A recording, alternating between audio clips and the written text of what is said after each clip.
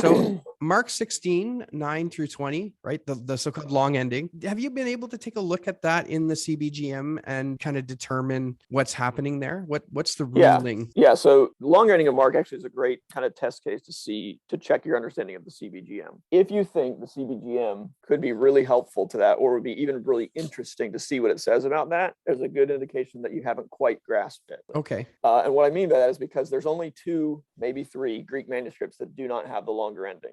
Right. So everything we need to know about it, we already know.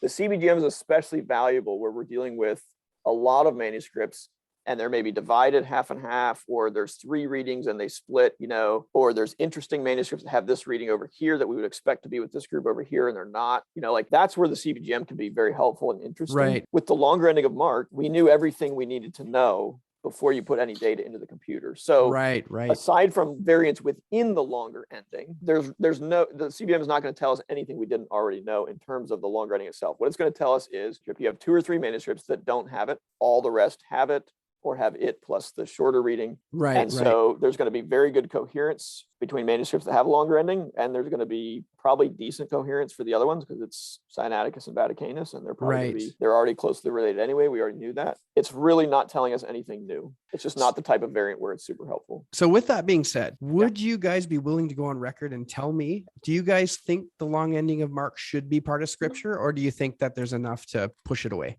I wouldn't like the language of should be scripture because that's God's job, not mine. Yeah.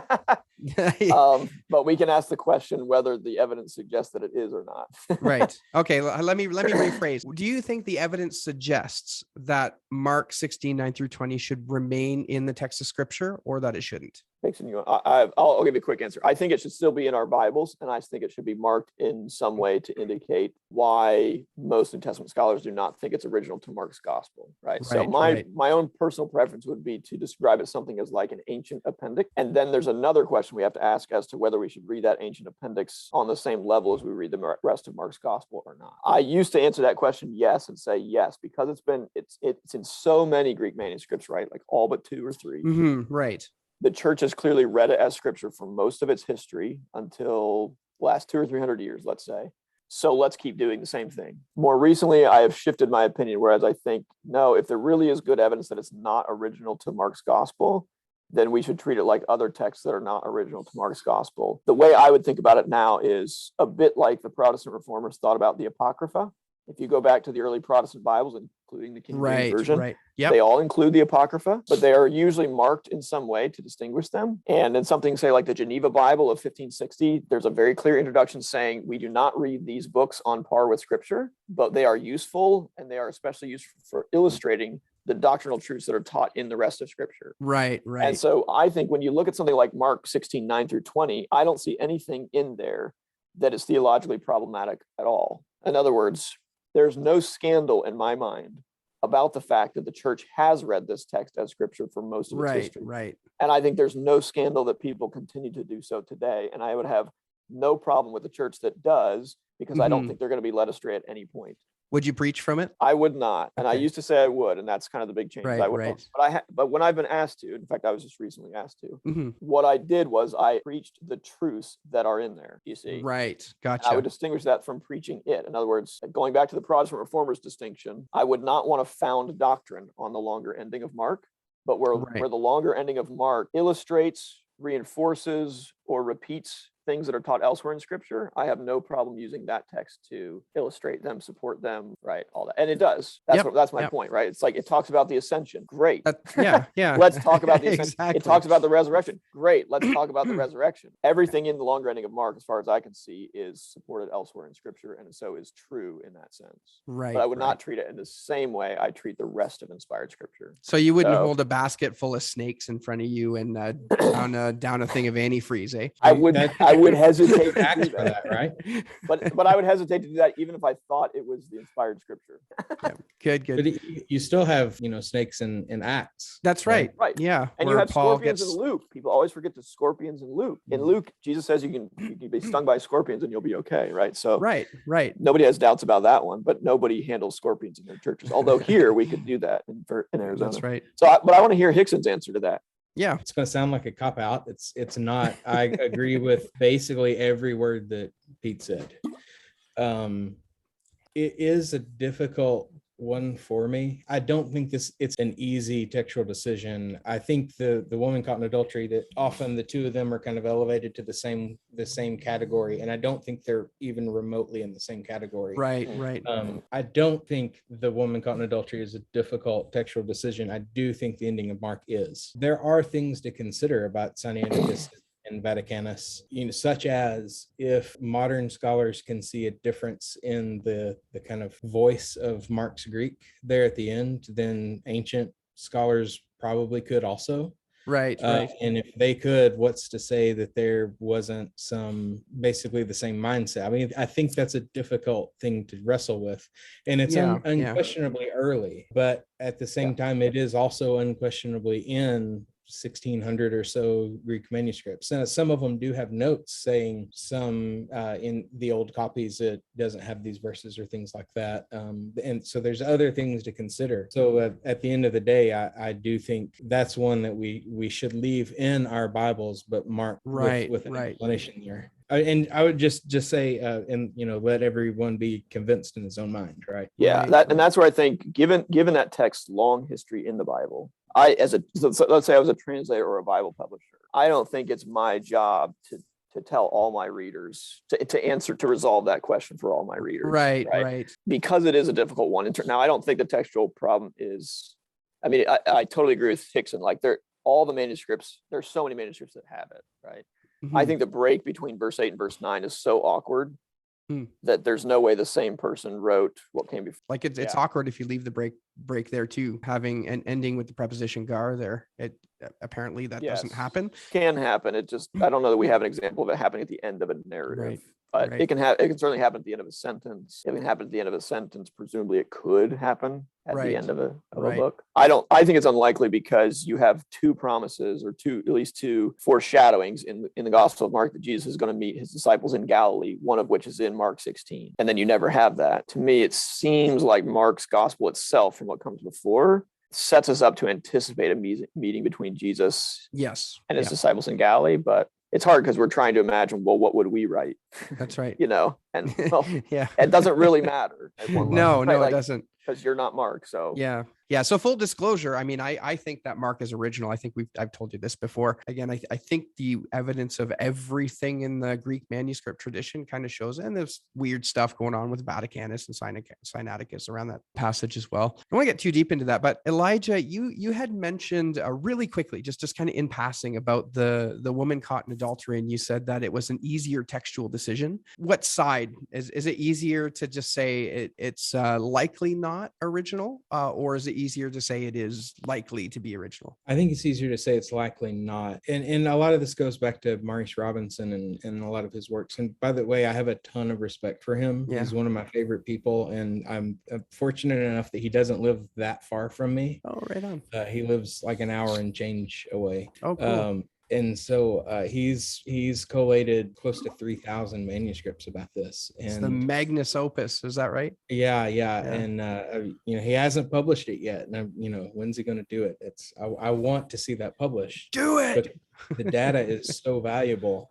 But it's not just the question of in or out. There's also the question of what form should it take? Because if a random manuscript that has it, if you have 10 manuscripts and all of them have the woman caught in adultery, statistically, 3 of those are going to have one version of it. 3 of them are going to have a different version of it, and 3 of them are going to have a third version of it. And then the last one is going to be some kind of mix between them. When I say version, it's a set of variants within the story. They don't match up really well between established types in von Soden's work, right? So KR, KX, they don't, what's the term, coalesce with them very well? Yeah, so von Soden identified 7 forms, and I think the last time I read the most recent thing from Robinson, he said he thought there were really just 3 forms, and then the von Soden's other 4 were kind of mixes of those. And one of those those three, I think, if I'm remembering right, so don't hold me to this, but I think it's part of the Family 35, which there has been some work to kind of show that that is like a late recension that we can kind of almost date. You can throw that one out, but you're still left with one form or the other. And the way the Robinson Pierpont handles that text is they print one and they print the other one in the footnote, and you have both of them right there. You got to deal with the question, not just is it there or not, but if it is there, which form is it? And the form in the Textus Receptus is not one of any of those forms, if I'm remembering right. And so that brings its own issue. Right.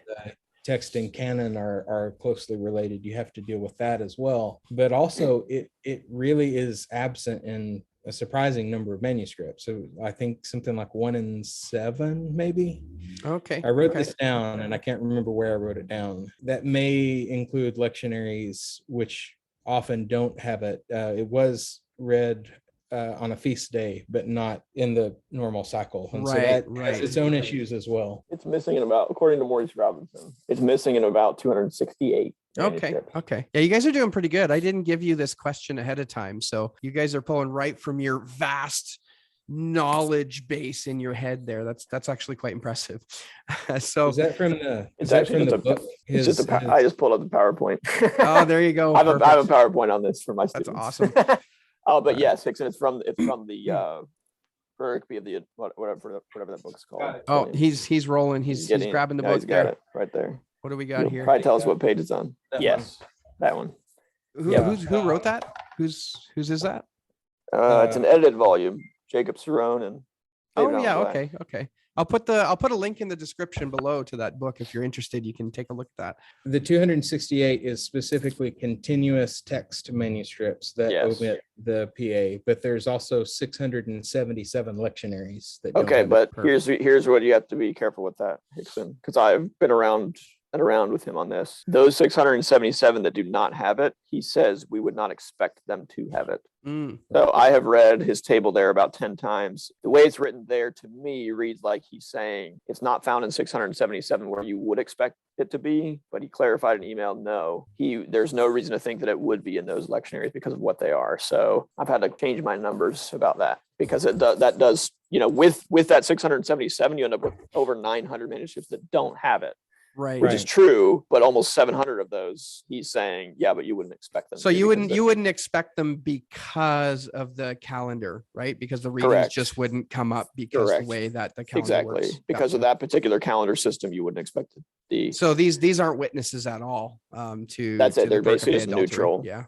But those 268 are, a lot of those are quite early, but then also a number of them are later. The longer ending of Mark, once it's there, from my view, once it's added, it's there everywhere. The womankind adultery is not like that. And I could find it's being discussed in the Middle Ages still, not everywhere, but in some places, people are still aware of it not being there. It's there in the Reformation period. You can find people discussing it still, and some people even in the Reformation or post-Reformation period who are saying, it's not authentic. Not a lot, but some. So unlike the ending of Mark, which I think has been read much more consistently by the church, broadly speaking, the womankind adultery is not on par. And that's where I would agree with Hixson saying, to me, these feel different in terms of the evidence for them. Right. Well, since we haven't really concluded anything on the long ending of Mark, let's move on. That's no surprise. When it comes to the results from CBGM, right now, the work is being done on ECM, Editio Critica Major. Did I get that right? You did. Yes. Yep. With the ECM, the results coming directly from, is it directly from CBGM? Or is there other things involved in that? It's not like, the computer is off in the back room and then spits out the results, but yes, they're definitely using the CBGM to produce the ECM. Yeah. For sure. Right. And was any results from CBGM used in the Nestle Aland 28th edition? I think that's the current one, right? Yes. So in what we call the Catholic letters, James through Jude, they essentially just adopted the ECM text there wholesale, which, there were about 34 changes. So it's not super dramatic. That's not really terrible. No, there are two kind of big ones. But for Acts, they have not. The Acts volume hadn't been out yet when they came out in Nestle 28. So that's out now. They just came out with Mark. So they are working on the Nestle 29 right now. And my understanding is that they've formed a new committee for the Nestle 29, and their job is to look at the ECM and make their own judgments. Okay. So the 29, I think, will be different than the 28 in that with the 28, they basically just said, here's the changes we already made for the ECM. It's basically the same team that produced the 28. Right. So obviously it's like, well, yeah, we're just going to take what we just did. For the 29, there's a separate team that's doing the ECM and then a slightly different team that's doing the 29. So there may be some differences between the two, is my understanding. So in taking a look at Mark, so Mark was the most recently completed book using CBGM. Was there anything that kind of came out of that was like, whoa, that's interesting, we weren't expecting that? Oh, that's a good question. I don't have my copy of Mark, the print copy yet. I will say that the changes in Acts that I've been able to go through seem to me less significant overall than in the Catholic letters. And again, in the Catholic letters, it's, you could go through all 34 of them. It's like we added a chi, or we took the brackets off of a de, words for and but. But the big ones that get everybody's attention in the Catholic letters were the change to Jesus in Jude 5 from Lord to Jesus, and then the addition of the word not in 2 Peter 3:10, right? Which those two are very notable. Right. Yeah, there's a lot going on with I think they got that wrong. Yeah, I was gonna say 2 Peter 3:10. Yeah, a lot. I don't think they've convinced anybody, frankly. Yeah, I'm wondering that I know of. Like who would have put that in there? Who would have been the one to push that? Like, who can we blame? I don't know. I won't put you on the spot. But you can read. I mean, Gerd Mink has an argument in print about why he thinks they're not the first ones to propose the word not there. That's been proposed for a long time. This is the whole bit about conjectural emendation. And I guess for my audience, if you're not aware, this is a passage of scripture where there's zero attestation from the manuscript tradition at all. There's nothing. Zero Greek. Greek, yes. There's some Coptic and some late Syriac. It's not like this is the first time it's ever been in a Bible.